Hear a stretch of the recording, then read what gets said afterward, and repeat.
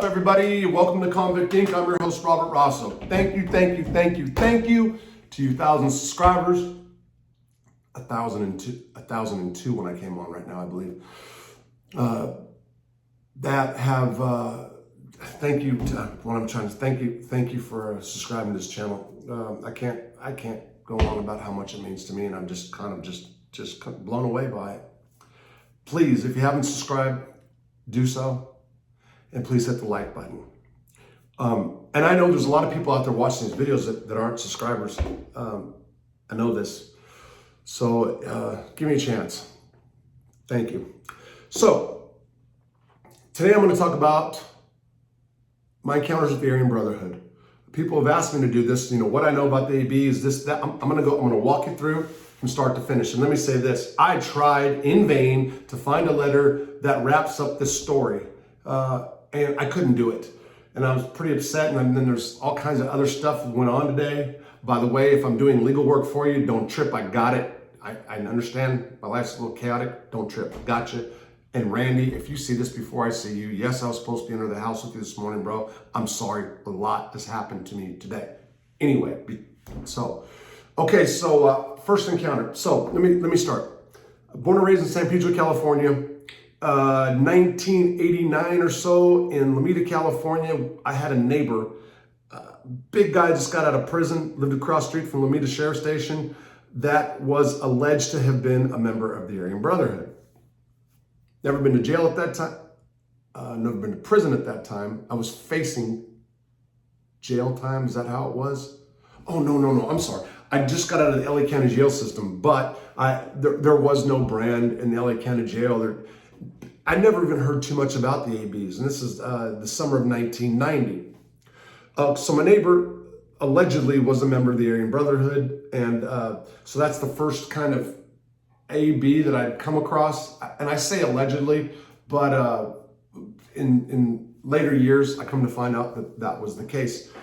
Don't remember his name. I think he got in a shootout with the cops too, in that town, I believe, a year or so later.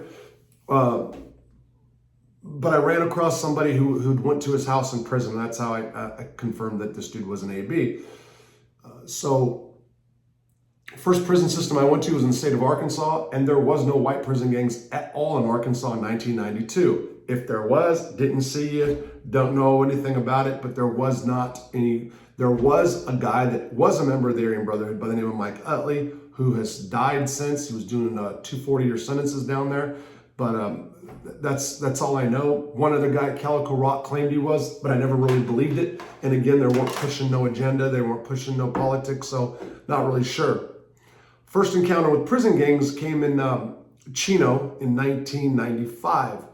At the time, I was just extradited from Arkansas to California to face charges for a 4-year prison sentence. What happened was I got a probation violation for 4 years, had to get my shit together, and I ended up running to Arkansas. Caught a case in Arkansas, that time got run concurrent, and I didn't do enough time in Arkansas to satisfy both cases, so California wanted me to come finish up their time. I fought extradition for years. Finally, in November of 95, they came and got me. And I stayed in Chino Central for 7 months because it had on my jacket that I escaped from prison. I never escaped from anywhere, but that was on my jacket.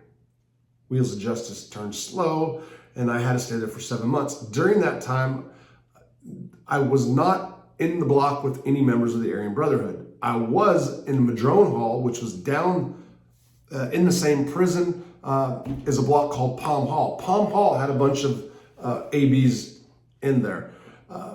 That's when I started first hearing a lot of different stories about the Aryan Brotherhood. I'd get a cellie. A typical average stay of a person in Madrone Hall during that time was 3 to 4 days. Again, I stayed there 7 months, so I heard a lot of different stories from guys who had been on the yard with ABs or had been in Pelican Bay with ABs, so that's when I started hearing anything about them. So, excuse me. First encounter with the gang, I should say, was the NLRs. And what happened in that case was, in California Department of Corrections, at least at that time, in all the units, they had what was called a kitty. in all the units in Chino Central, I should say. They have what's called a kitty, and that's any white guy that goes to commissary is giving up 10% of whatever they spend. If you have $10 to spend, $1 is going towards the kitty. $100, $10 is going towards the kitty. And that is tobacco, shower shoes, deodorant, etc. So when I rolled up to Chino, the first time an orderly came around, he handed me a care package. And that would be cigarettes, shower shoes, whatever I needed. It was pretty nice. So I didn't mind contributing to the kitty at all. I thought, actually, if run properly, it was a good thing. And that's the problem, if run properly. There was a guy who I ended up finding out was a member of the Nazi lowriders who was running the kitty. And this guy was really scumbagging it. Nothing against the NLRs. I didn't know anything about a Nazi lowrider or what they were. I actually, when I heard the name, I thought that they were Mexican, but Nazi lowrider, I wasn't sure. And again, I had not been around any gangs. But this guy, let's just call him Fish. That's not his name, but I'm going to call him Fish. Fish was running the kitty in Madrone Hall, and we ended up getting like 1 cigarette per meal. Used to be, average was 2 cigarettes per white guys a meal. So only, it's all racially divided. So my cellies were only white. So we'd get 4 cigarettes per meal. That's how it worked out. And then sometimes, if there was a lot of tobacco, they'd get an extra kick at nighttime. That's how it worked out. Well, when Fish got a hold of it, the first 2 days were great. And then all of a sudden, like this 3rd day, there was like 1 cigarette. So I went to breakfast there. You're locked in your cell all day there, by the way, in Chino Central at the time, except for breakfast and dinner. I went to breakfast and I was nicking, and I approached the dude Fish kind of aggressively. I wasn't really aggressive. I'm more hostile, like, man, why can't I have a cigarette? Something like that. And kind of put dude in a spot. So he challenged me and said, hey, meet me on the yard. We're going to handle this, blah, blah, blah. And a couple hours later, an orderly comes by and hands me a bag, which ends up being the kitty.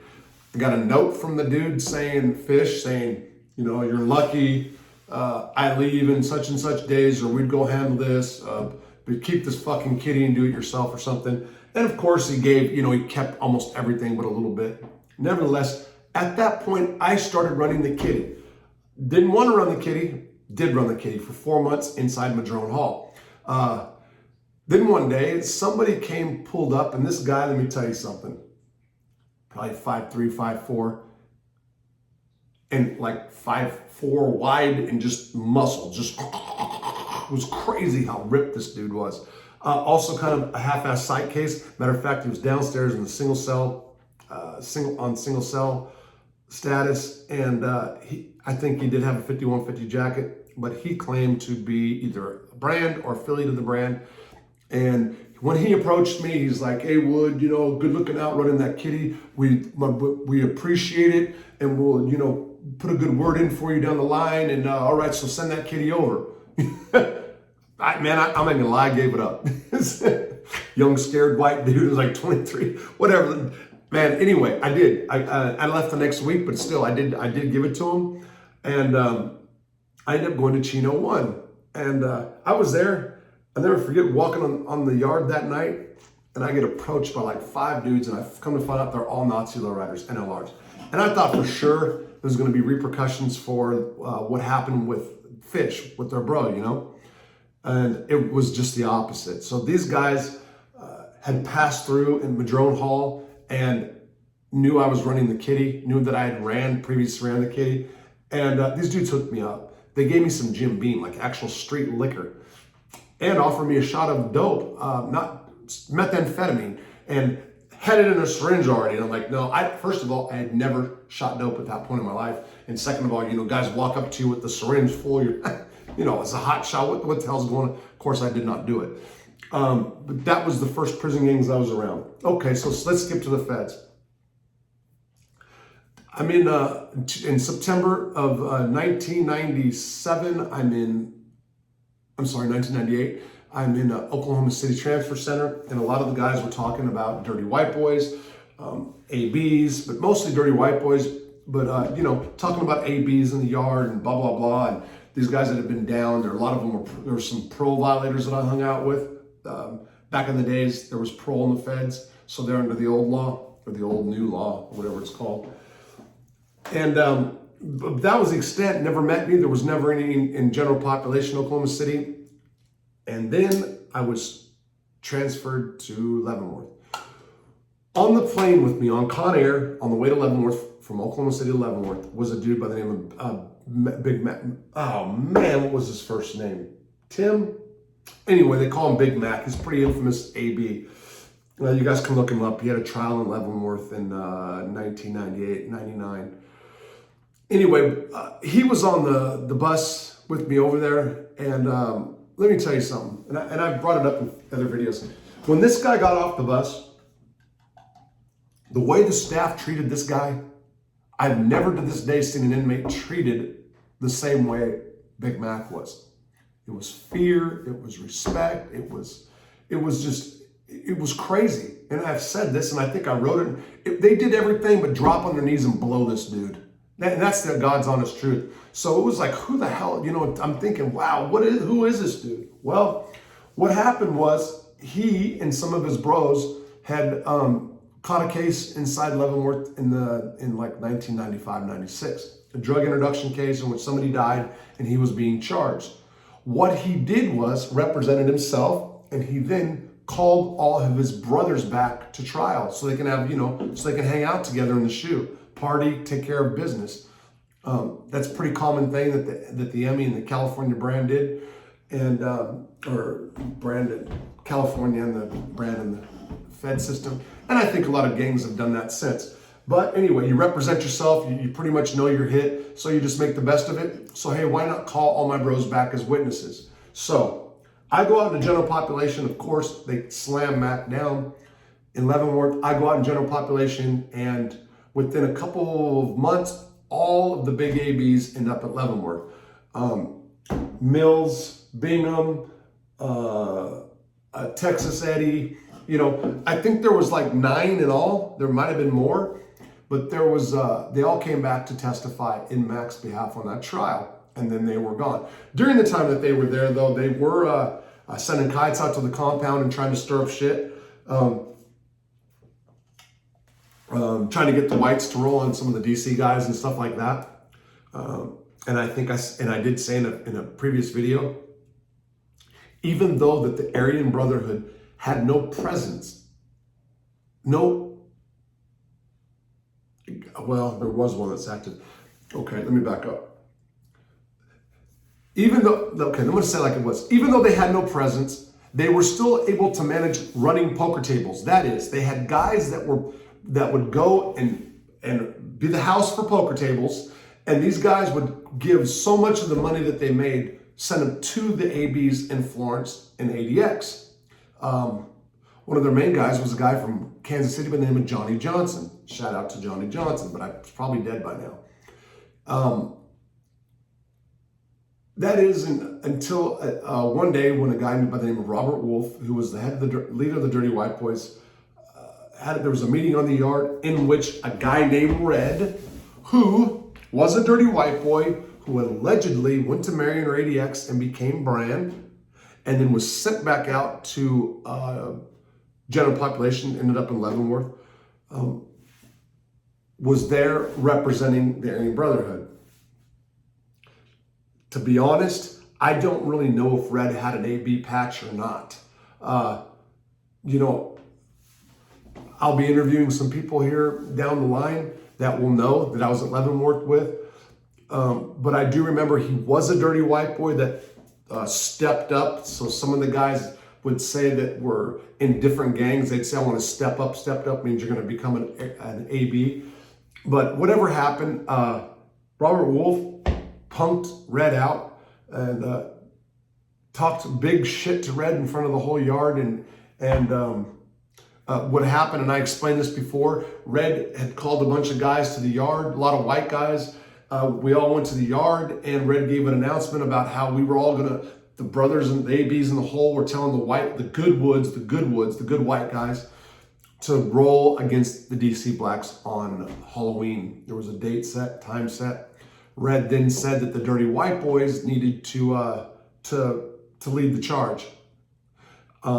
when that happened, Robert Wolf asked, well, what's your position going to be? Red basically says, we're going to fall back. Me and some of the California dudes, we're going to stay out here to, help out in the aftermath.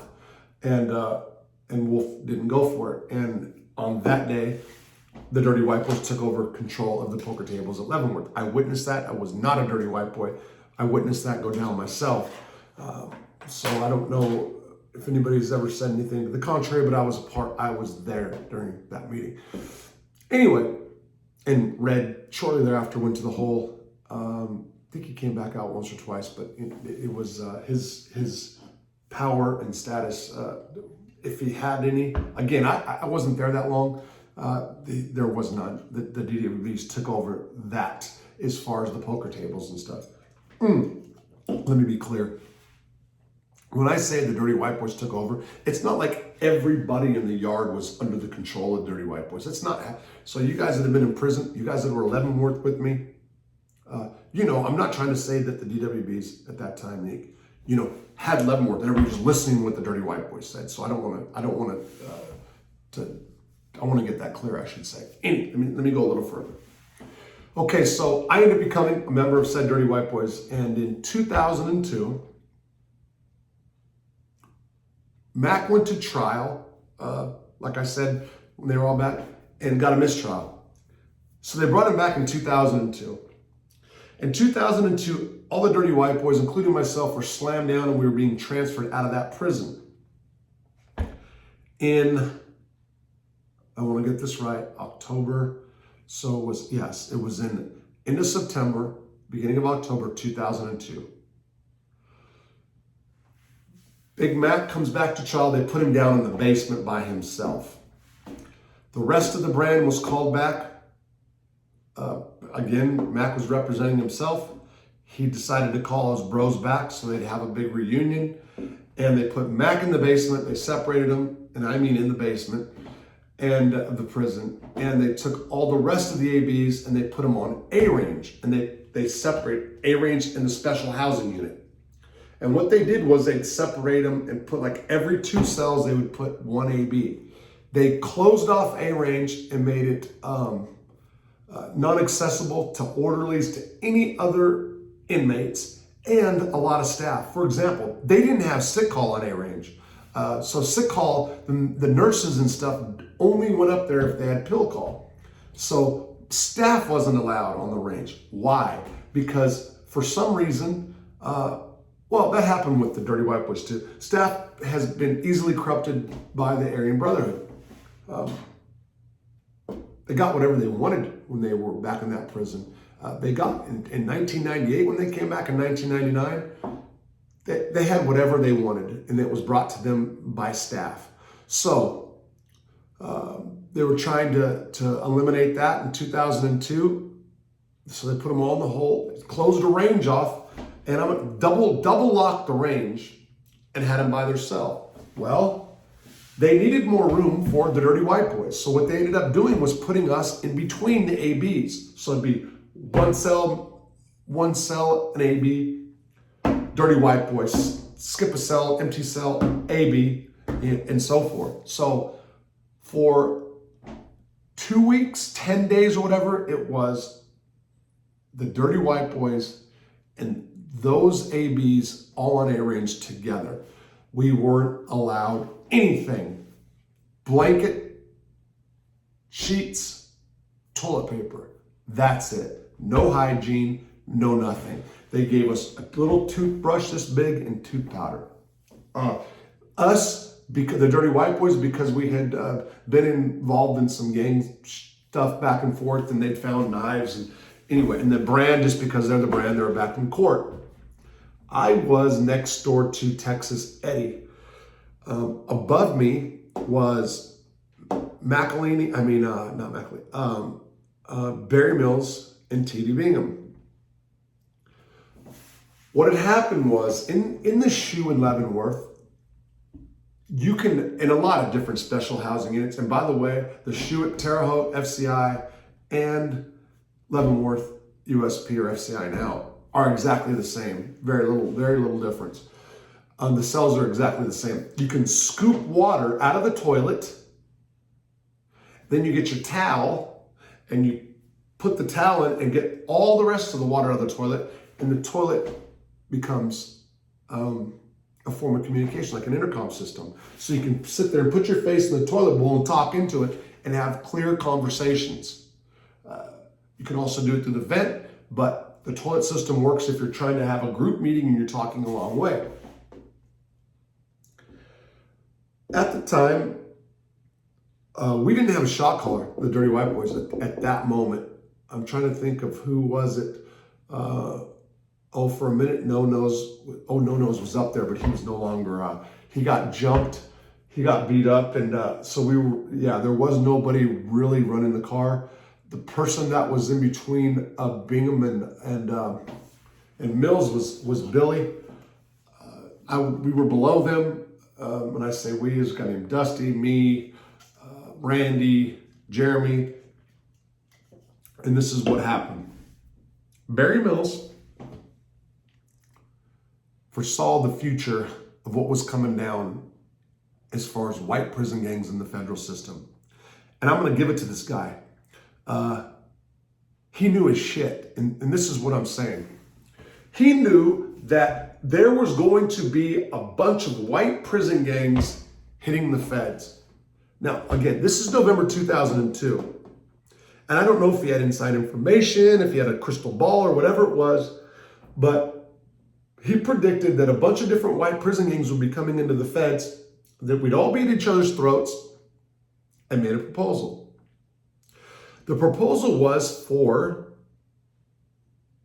all dirty white boys to become members of the Aryan Brotherhood. Now, I know, I'm telling you sure shit that what I just said in this video, there's gonna be a big rebuttal on this. I'm telling you, watch what I say. Because I don't think this is very well known even among a lot of the guys that are in the brand. But as sure as shit, I hope one day maybe Billy, I haven't talked to him. I have talked to Dusty. He was there. Maybe we could talk about it. I don't know. Those guys have lives outside of prison stuff now, and they don't kind of want to look back, but whatever. That's what happened. And here's now why.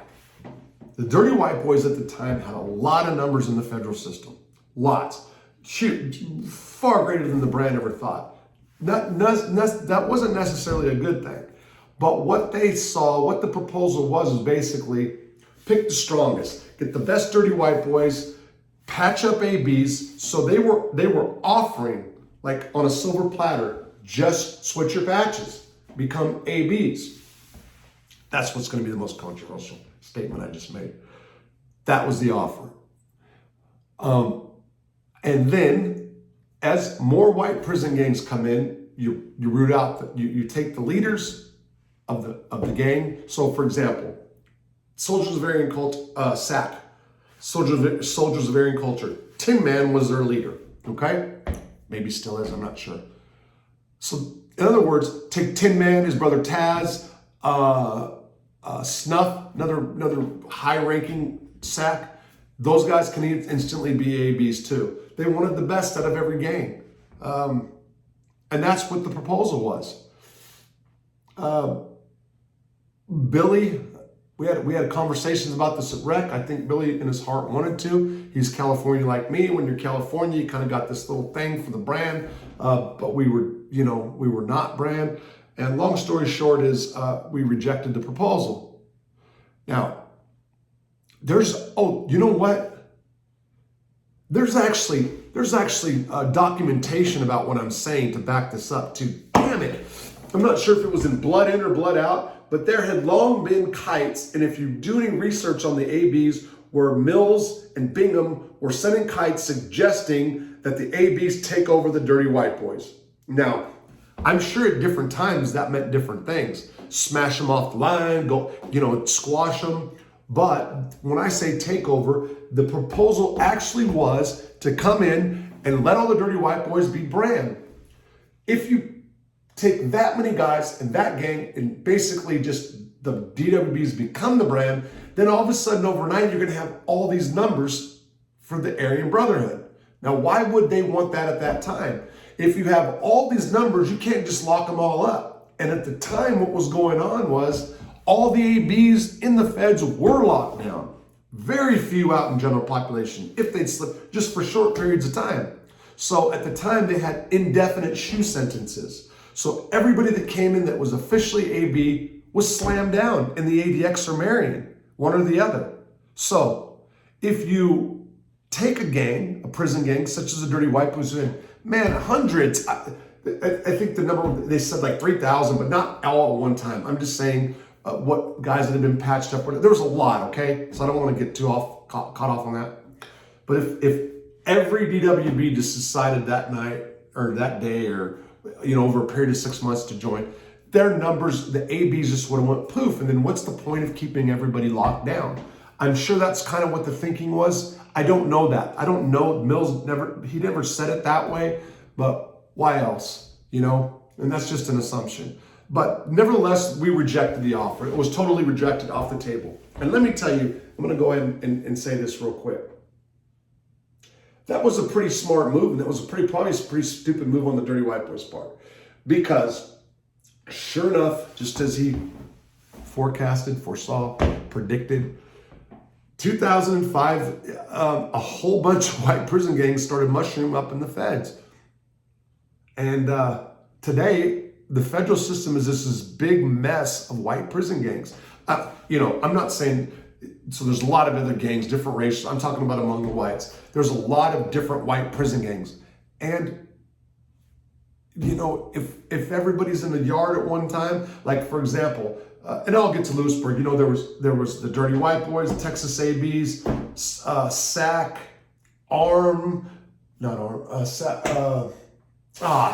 Anyway, I'll think of it. Everybody was there and everybody tolerated each other and until they don't. So nobody really likes each other. There's this thing. It's not like we can all get along kind of thing. And anyway, point being is, looking back in retrospect, I think that the DWB should have took that offer, and that would have started with Billy, No-Nos, Dusty, Jeremy, Scott, me, Randy at the time. So yeah, that was thrown out there. Okay, so we say no, they're gone, we get transferred. Around 2000, I'm at Lewisburg now, I go to Lewisburg. Around 2005, or 4, but I'm pretty sure it was 5 into 4.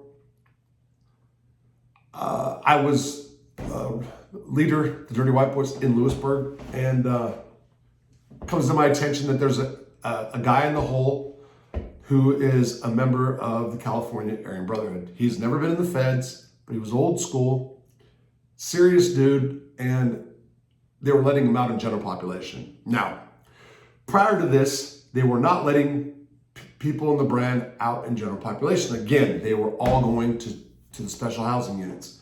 This person's name was Bobby Ray Shields. Bobby Ray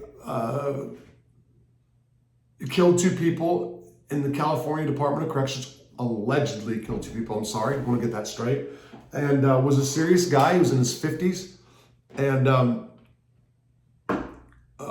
staff came to me, SIS came to me, other counselors and stuff came to different Dirty White Boys, and were wanting to know if this guy was going to have problems on the compound. Now, of course, you never say, no, you can't let him out on the compound, which is what happened to the Dirty White Boys at Leavenworth. I had to throw that in. Guy named Speed told the counselors and the warden not to let the Dirty White Boys out. Just want to throw that in again because that sucked. I would never tell staff, don't let the guy out. He's going to have problems. No, if you're going to have a problem with it, you let him out and then you hurt him. That's just the way it is. Okay, so let me skip. Bobby Ray Shields comes out on the compound. He is a lone AB. And he's the real deal. So what happened is in 2004, I think, in the state system, some ABs caught a federal indictment. And I forgot how many came in, but Bobby was one of them, and he ended up in Lewisburg by himself. When he got there, they put him in D block, And who was down at the time? Wilbur and Billy. He came in and said that he didn't have much time. He wasn't trying to run nothing. He was just trying to get by and do his time, blah, blah, blah. I wouldn't personally talk to him, and I liked him. Now, behind the scenes, which nobody knew, is we had a meeting. No, Billy wasn't there. I'm sorry, it was Wilbur. Billy was gone. Behind the scenes, what was taking place was almost all of my bros wanted to hit Bobby Ray. And the reason they wanted to hit him is because this was their thinking. If one AB comes out and we let him walk, then there's going to be more, and then pretty soon they're going to take over. So let's smash them, squash them right now. Me, who was making decisions,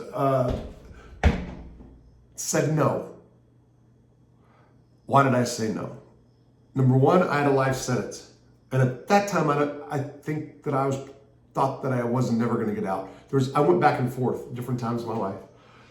I had a life sentence. And I figured it was going to be inevitable, that there was going to be more brand coming out one day, and I was going to have to deal with them. And I just figured, why? Number two is I'm from California, and Bobby was a California homeboy, old school AB. And there was some respect, inside of me for him, no matter what gang or I was a part of. And I didn't want to. And we had conversations, and Wilbur was another DWB who'd been around Dirty Wipe a lot longer than me, and he wanted to hit Bobby. He preached, hit him now. It's going to be a problem. And ultimately, the decision was no. It wasn't a month or two later that Bobby Ray started politicking with staff to get 2 people out of the SMU program. Now, let me, for those of you who know what the SMU Special Management Unit is, it was, at that time, 1 block in Lewisburg, and there was very few white gang members in it. It was for gang members predominantly. And the people that were housed in the SMU were some arms, our bro Billy, one dirty white boy. No, actually, and then there was 3 more dirty white boys that came, and some Nazi lowriders. And the Nazi lowriders were Boulderhead and Grumpy. Bobby politicked hard to get these 2 guys out of the shoe and brought into general population at Lewisburg. They were not assigned to go to Lewisburg. There was a lot of moves made by Bobby Ray to get Grumpy and Boulderhead out. In fact, Bobby Ray turned to me to go to staff with him and get these 2 out.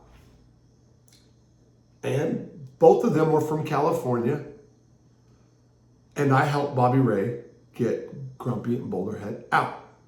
Unbeknownst to me at the time, both of these guys were prospecting for the brand. Grumpy had previously been with Bobby Ray, so Bobby Ray first went to Lompoc, I think.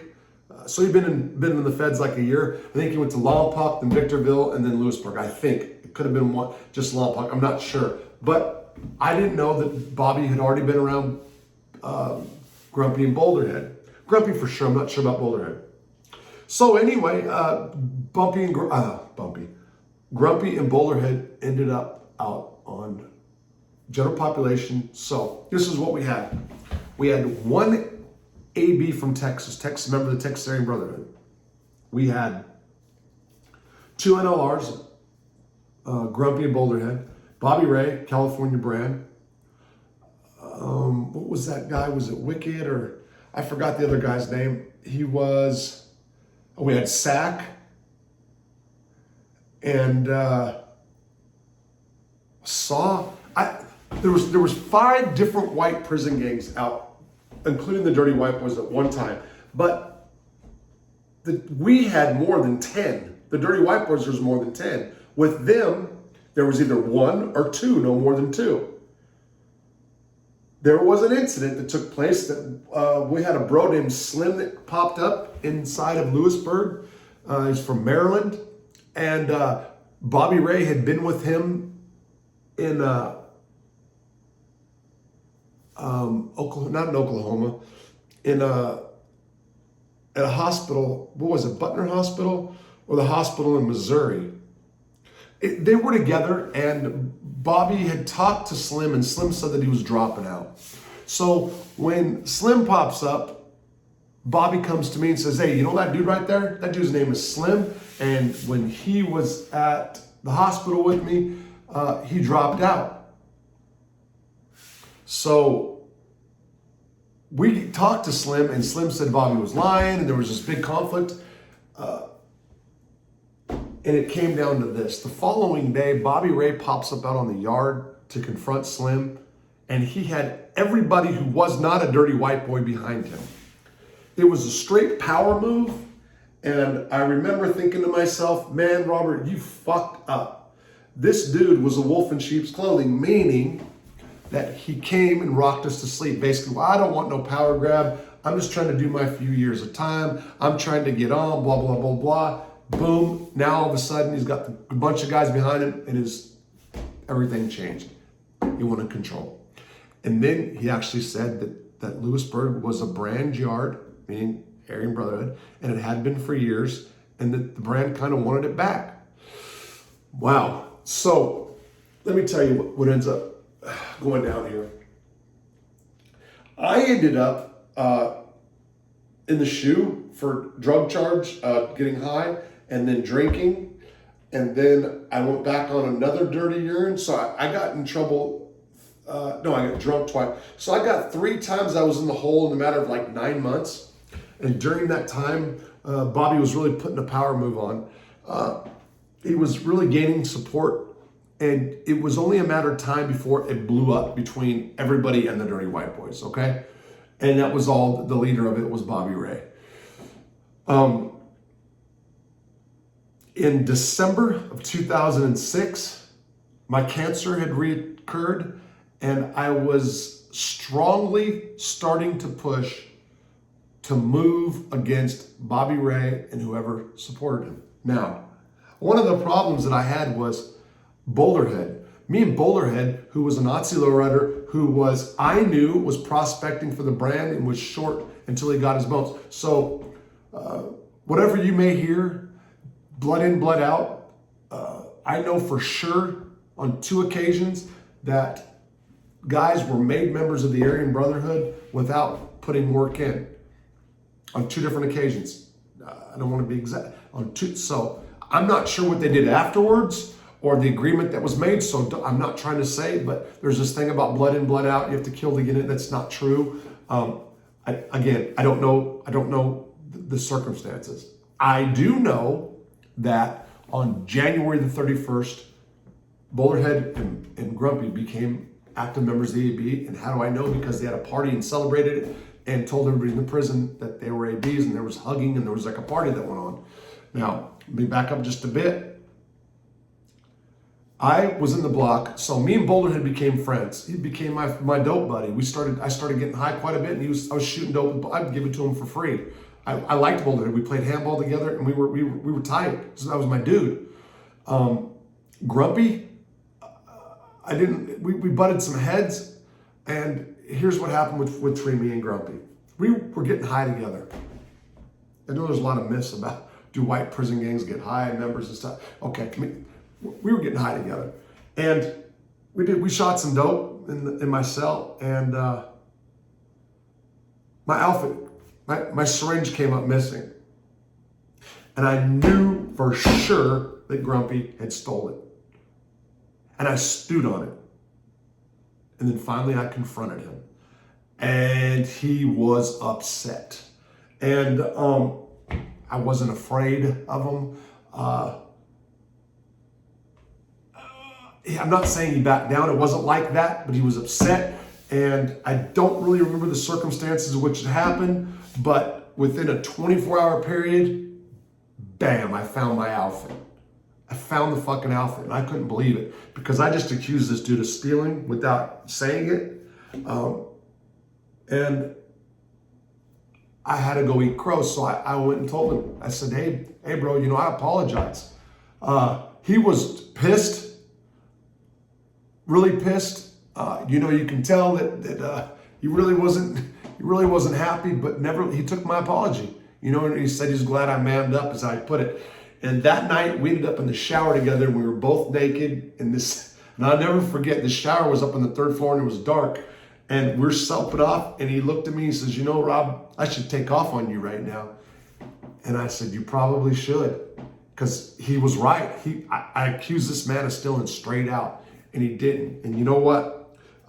It doesn't matter who would have won or lost. There was a problem saved right there. And if you ever saw this video, I still apologize to him to this day. I don't know what happened to the dude. Right before, a couple days before I left, and after this incident I just told you about, the grumpy, I was gone within about a week. But let me say this. Right before I left, within a couple days, I was wanting to move on everybody that wasn't a dirty white boy. I was literally saying, okay, let's go and stab them all. Because I had some brothers that were on me for so long. We got to get rid of these guys. They're building up numbers against us. And they were. It was true. I was the one saying, no, we can't do it. But they were kind of right. And I started going, okay, let's go. But now I was being erratic about it. I had health issues going on. I had all kinds of little personal problems, and I was taking my personal shit out. I wanted to use my personal issues to go do other stuff, start a big gang war inside Lewisburg, and it didn't happen. And I ended up getting transferred to Butner FMC. So, boom, there I am in Butner Hospital. Do a year, no gang stuff whatsoever. Get sent over to Butner FCI 1. It's not a gang yard. Matter of fact, there's a lot of dropouts over there I've said about. And I'm there 2 years. 2 years. For the first year, I kept in contact with all my bros. Then I stopped. And then the ones I was keeping in contact with got out of prison or whatnot. I was in the law library, or I was in the unit typing or writing or whatever I was doing one day. And SIS comes and pulls me up, and they had a kite. And the kite, a note came from the hospital. Now, let me explain this. In the hospital, in the FMC in Butner, there is a shoe for high-profile inmates. The Blind Cheek was there. This shoe's located behind the operating room on the 2nd floor. There's about I keep hiccuping. There's about 2 or 3 locked doors. And these guys have only access. I don't know. At some point, a staff has to be involved to get something out of the shoe. Well, a guy by the name of Huff, who's a member of the brand, sent a kite out to me that made it out of the hospital shoe into general population of the hospital, across the street, they're down the street to Butner FCA 1, and to me, it was intercepted by SIS. In this, they named me Rob, DWB is what they put. What's up? Oh shit. What's up, homeboy? I just can't believe I just did that. This is Huff, so-and-so. I just spilled a bunch of stuff. I'm gonna wing this real quick. Keep rolling with this story. This is Huff, and let me tell you, this is what happened, blah, blah, blah. There's a guy over there by the name of Mark Fitzu. Mark Fitzu is a high-profile rat. He's gonna go back and testify against the Aryan Brotherhood on a death penalty case. Handle it for us, bro. Again, this kite was intercepted by SIS. Look, I'm just going for it. I can't edit this, so I can't stop. I just spilled cold coffee everywhere. It's mail, it's everywhere, but I'm gonna keep going. Fuck it. Sorry, babe. Now, all I said was, I didn't get the kite. I don't know nothing. Yes, I know Mark Fitzu. Yes, I heard he was some kind of a rat, but I don't want to bother Mark whatsoever. Okay, so Mark then approaches me because Mark was told about what happened. And he said, listen, yeah, it's true. And I'm sitting there looking, and this guy's going to go back to court, which I don't know it's the death penalty case at the time, but he sits there and he tells me that he was a snitch. He hung out with the Aryan Brotherhood, got himself into trouble on some heroin debt in Terre Haute back in the day, ended up going to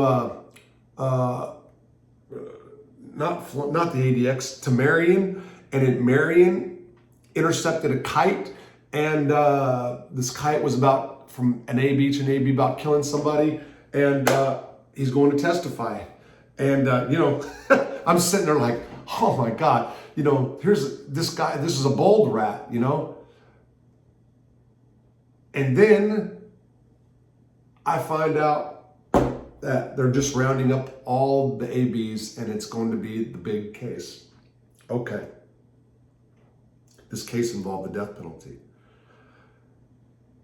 Mark Fitzhugh got in a fight on the yard. He smacked somebody in the rec shack, got locked up. A day later, he was let back out. He didn't get a shot or nothing. Why?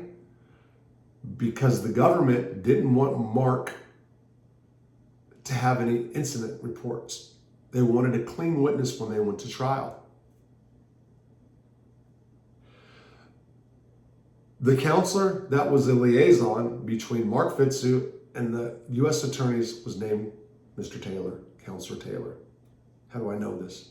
Because Mark Fitzhugh and his cellie came to me, and Mark said, Rob, you know my situation. Here's the deal. I went and testified against the brand before, and I lied on the stand. And now I want to get the best deal possible. I want to be sent to WITSAC, Witness Protection. I'm the only law library clerk at Butler at the time. So imagine, I'm there 2 years, everything's going good, my life's totally different, I'm sober, everything's going great. Now I'm sitting there and I'm looking at a guy who I know is going to go back to court to testify against dudes and try to give them the death penalty. Hey, even though I had been beefing with the brand, this was a really, really hard deal, really hard pill to swallow. Mark wanted to go to WITSAC, and he was threatening the U.S. attorney because he couldn't get a deal in writing. Now, this is where I wish I would have found the letter, because I have a letter to the attorney. I have a letter to the ARYAN Brotherhood attorney that I wrote to them and was gonna warn them about Mark, because I wanted them to know that Mark was no good. Now, Mark demanded from the U.S. United States Attorney that he wanted WITSAC, or else he would tell the truth. And the truth was that he was once sent to ADX in Florence, Colorado to protective custody unit. And in that protective custody unit, the FBI would get all the rats together to corroborate the story. When they testified in trial, and I know this is going to be a big deal, when they testified in trial, they all said that they didn't know each other. I didn't know, in other words, rat number one, did you know rat number two? Did you ever talk about it? No, I never knew rat number two. They all knew each other. And the FBI was helping them. The FBI fed them hamburgers. They gave them cigarettes. Mark Fitzhugh confessed all this to me. I wrote a letter. He wrote a letter to the U.S. attorney saying that he was going to do this unless he got a good deal. Mark Fitzhugh disappeared. Middle of the night, boom, scooped him up and he was gone. Never seen from him again.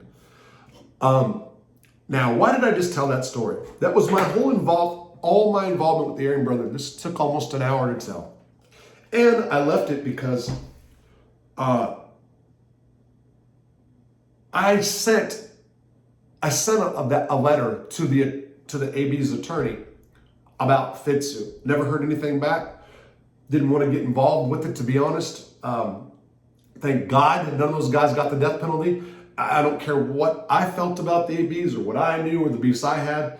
Man, the last thing in the world I could have done if I would have known somebody was lying or some little fucking weasel fuck would get somebody the death penalty, So I did. I did send a letter to the brand's attorney, and I never heard back. But again, nobody got the death penalty, so whatever Mark, they got life in prison, which they already got, so nothing changed.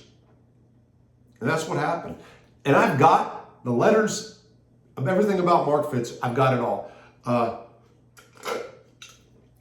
One day I'll find it and I'll post it. That way you understand my cooperation. Now, I want to make clear everything I just told you guys was correct.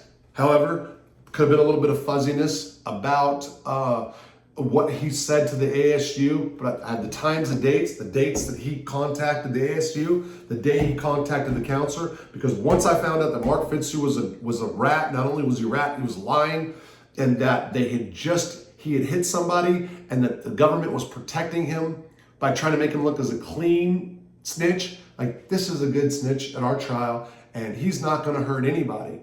And he has a perfect record in prison. He got in a fight, and they were covering up his jacket to make him look better. Once I seen what was going on, once I knew it was a death penalty, I was going to act. I was going to, and I did. So that's the story. That's a pretty big story, right? But I got paperwork on that, and that's coming out. There it is, you guys. My involvement with the Aryan Brotherhood. By the way, I heard Bobby Ray Shields went to Oildale, California by Bakersfield, and I heard he went back on a violation and got stabbed up. I don't know how he is. Bobby Ray, he was raised in that area. He did what he did for the Aryan Brotherhood. I don't know what his life's like today. I know he had a daughter that was sick, and I hope that she's done good. I don't know how that all worked out for him. Never had really nothing against him. He was doing a power move and stuff. That's just part of gang shit. Anyway, that's what it is. Now I got to clean up all his coffee, and it's all over really important mail. Bye.